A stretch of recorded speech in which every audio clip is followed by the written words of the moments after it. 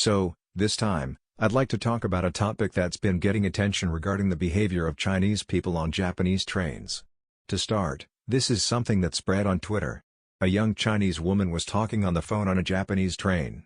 It seems that someone, possibly from an English-speaking country, told her, "This is Japan, so you shouldn't talk on the phone in the train," but she didn't stop her conversation. Someone recorded this scene and posted it on Twitter, and it spread from there. Actually, this story has also spread in Chinese communities, and by looking at what the Chinese are saying, you can understand how their way of thinking differs from that of the Japanese. So, today, I'd like to introduce what Chinese internet users are saying about this issue. In Japan, there are signs on trains telling people not to talk on the phone. I'm not sure if this is the case on every train, but I believe most Japanese people would refrain from openly talking on the phone in trains. Yet, despite this, the woman continued her phone call, and what's a bit disappointing is that it wasn't a Japanese person who pointed this out, it seemed to be someone from an English-speaking country. Ideally, perhaps it should have been a Japanese person to speak up, but the others around seemed indifferent, leaving only one person to address it. In contrast, Chinese people are saying things like, "Talking on the phone in a public space isn't a big crime, it's not illegal, and it doesn't harm anyone."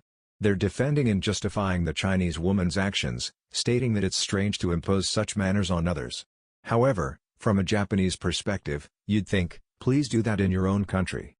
Some Chinese people also argue, if it were a white person, Japanese people wouldn't have complained. But does that make talking on the phone acceptable? This kind of reasoning is similar to that of a thief.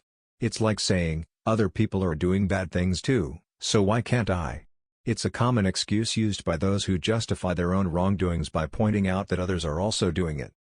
Moreover, some Chinese people say that the person who pointed it out was overreacting, that it was harassment because none of the Japanese around said anything.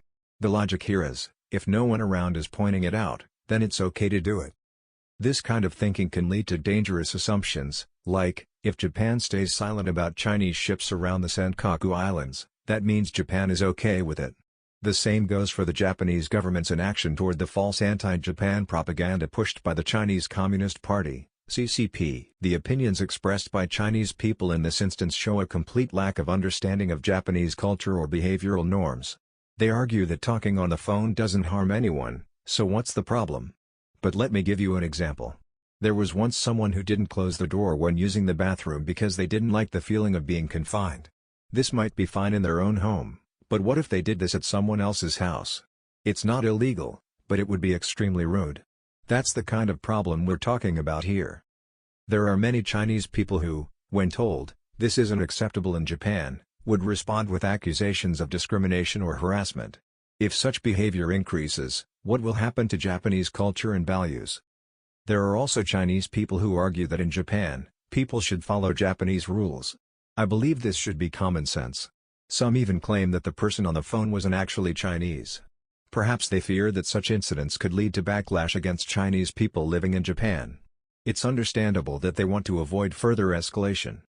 I've talked about this before, but China has a long history of anti-Japanese education, and while the Chinese people who interact with Japanese may understand Japan, many Chinese people, influenced by the CCP's propaganda, hold very different views. As the anti-Japanese sentiments become more widely known, more Japanese people are starting to wake up to the severity of the situation. This awareness may cause some Chinese people living in Japan to feel uneasy, as they realize that their behavior could have serious consequences. However, I believe there are already too many such individuals in Japan. Finally, I'd like to stress that if we don't address these issues now, they could escalate. For example, we've seen illegal activities like unregistered accommodations being offered to Chinese tourists without proper oversight. These illegal activities may seem harmless, but they undermine Japan's laws and systems. In conclusion, Japan needs to enforce its rules and prevent further problems before it's too late.